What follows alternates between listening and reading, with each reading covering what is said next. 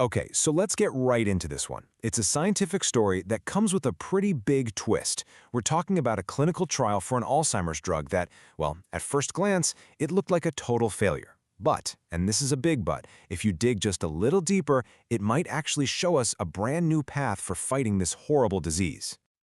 So, have you ever heard of a clinical trial that failed, but might actually hold the key to a new treatment? It sounds kind of crazy, right? Well, that's exactly what we're going to unpack today. We're looking at a new Alzheimer's pill called ALZ-801, and let me tell you, its initial results were not what they seemed. It's a really cool look at how in science, sometimes the biggest discoveries are hiding in plain sight. You just have to know where to look. All right, so to really get what's going on here, we first have to talk about a very specific group of people. They're right at the heart of this research. Why? Because their genetic makeup makes them extremely vulnerable to Alzheimer's. But that same vulnerability, well, it also makes them the perfect group to see if a new, targeted therapy could actually work.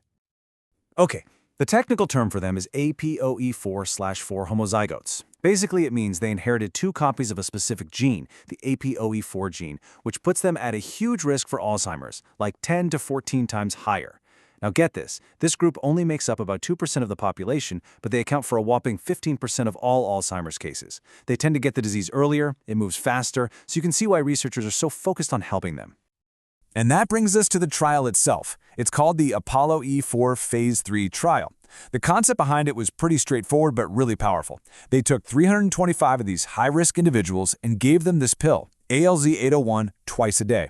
The goal? To see if it could slow the disease down. I mean, the hope here was massive, that a simple, targeted pill could be a whole new way to fight back. So for 78 weeks, that's a year and a half, everyone just waited. You can imagine the researchers, the patients, their families just holding their breath, hoping for a breakthrough. But then the main results came out and, well, it was not the good news anyone was hoping for. Yeah, the official word was a huge letdown. When they looked at all 325 people together, the drug didn't seem to work any better than a sugar kill at slowing down cognitive problems. It really looked like another promising idea had just hit a wall. And this chart really shows you the problem. The main test they used for thinking and memory, the ADAS-Cog13, it showed only an 11% slowing versus the placebo. But the really important number here is that p-value, 0.607. Now, for those of you who aren't statisticians, anything over 0.05 is generally considered not statistically significant. So a number this high, it basically means that 11% difference was probably just random noise. It didn't mean anything. But hold on, because the story does not end there. This is where it gets super interesting. The scientists didn't just throw in the towel.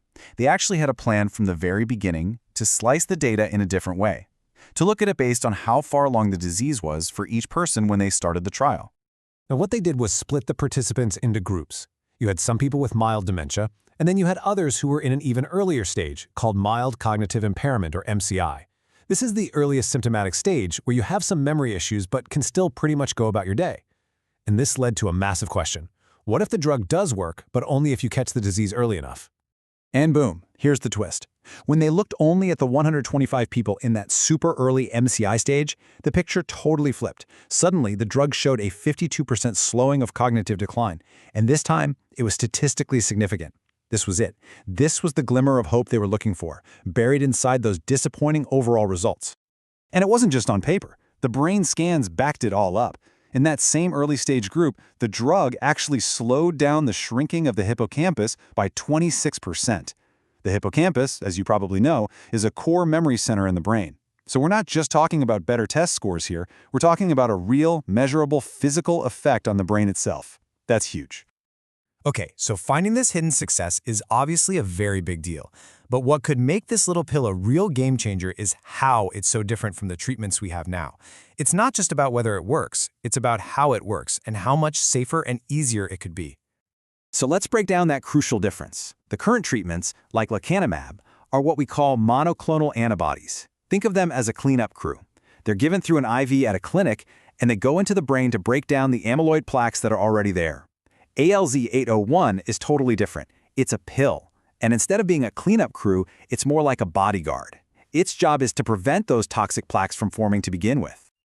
And that completely different approach, it leads to a massive potential safety advantage. You see, those IV drugs come with the risk of a really serious side effect called ARIA. That stands for amyloid-related imaging abnormalities, which is a fancy way of saying brain swelling or bleeding. And here's the kicker. The risk of ARIA is highest in the very same APOE4/4 patients we'd been talking about. But with ALZ-801, the rate of ARIA was the same whether you took the drug or the placebo. In other words, no increased risk. That's a game changer.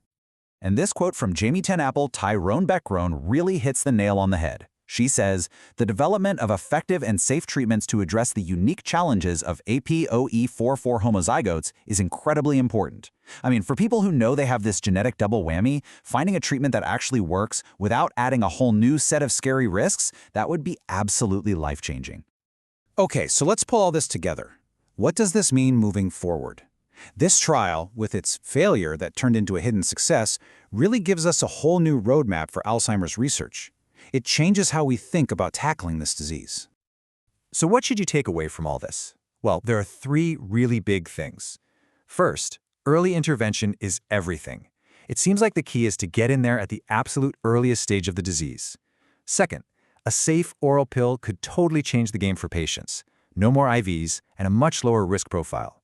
And third, this idea of precision medicine, targeting the right drug to the right genetic group, it's not just some sci-fi concept. It's the future, and it's happening right now. Which really leaves us with this final, really powerful question. Is the future of treating Alzheimer's not about finding one single magic bullet for everyone, but instead finding the right drug for the right patient at exactly the right time? This trial wasn't a clean home run, not by a long shot. But what it did was give scientists a powerful new blueprint for how to eventually win this fight. And that right there, that is a serious reason for hope.